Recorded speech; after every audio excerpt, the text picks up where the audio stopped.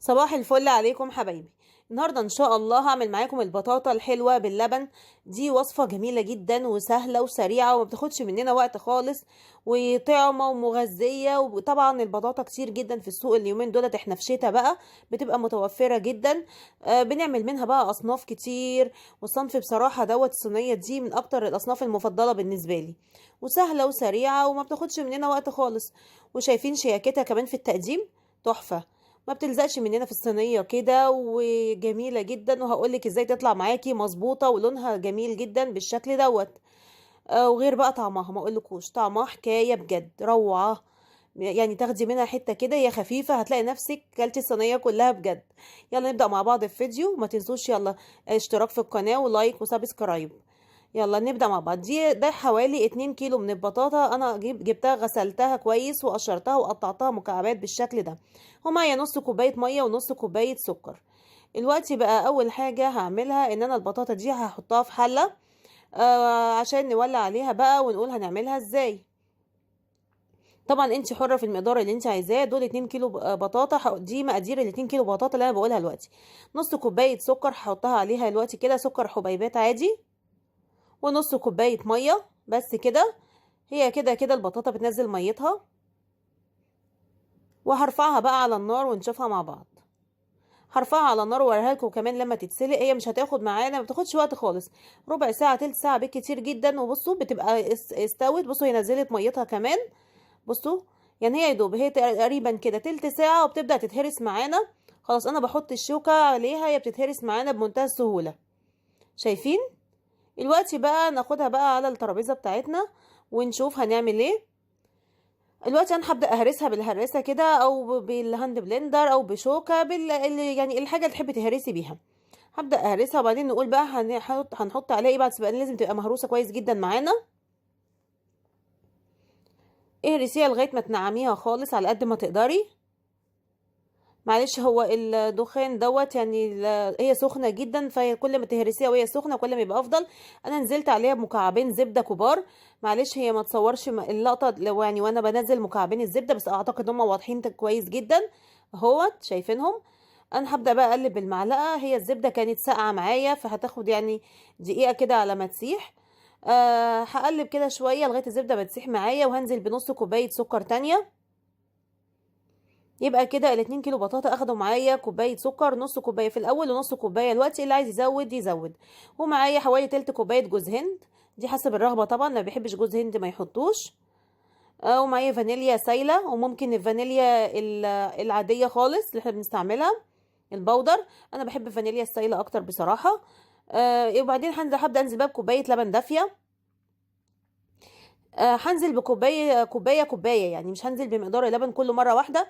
انا بفضل اقلب لغايه ما اللبن يختفي معايا تماما، واشوفه محتاج تاني فبزود له شويه شويه. وهبدا انزل تاني واقلب بيه بسرعه كده.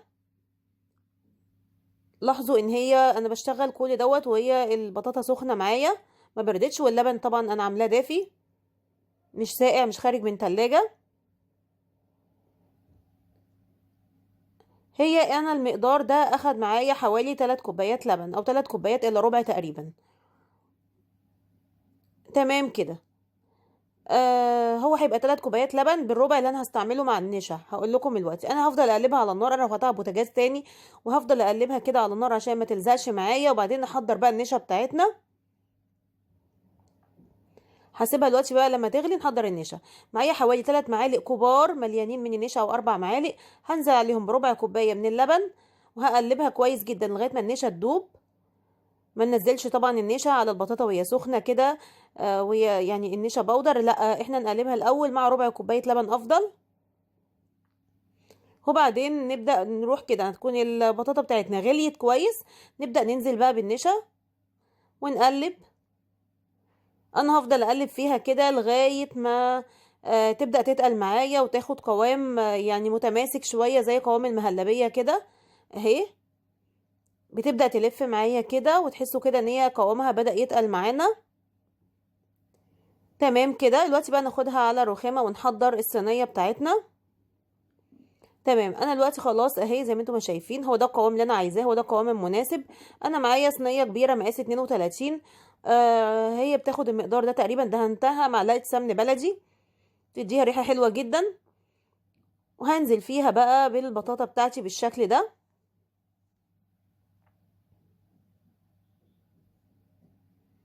طبعا احنا دلوقتي مشغلين الفرن يا جماعه، سايبينه يسخن.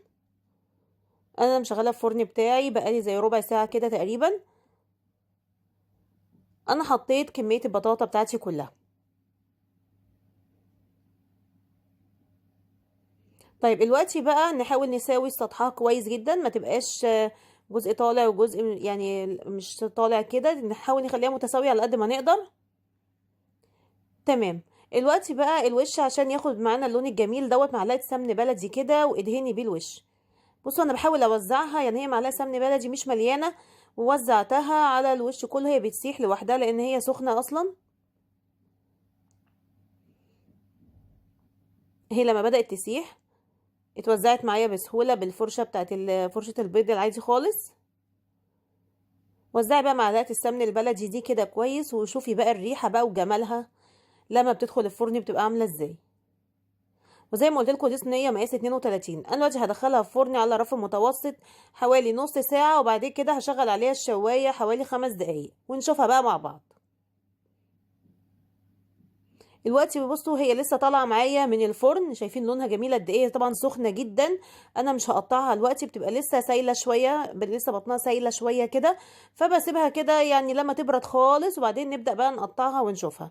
دلوقتي هي بردت. هنبدا بقى نقطعها، نقول بسم الله كده ونبدا نقطعها.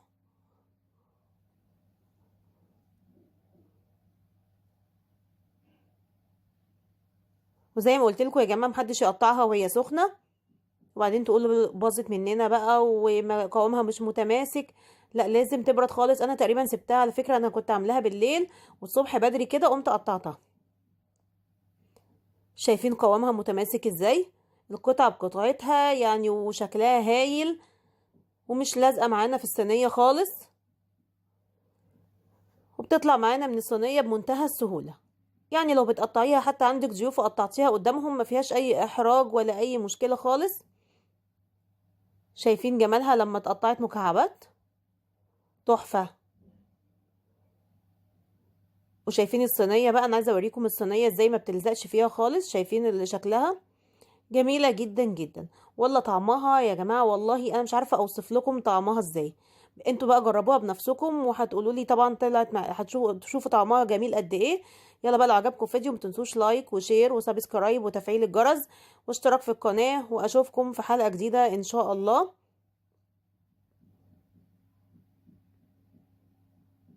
السلام عليكم.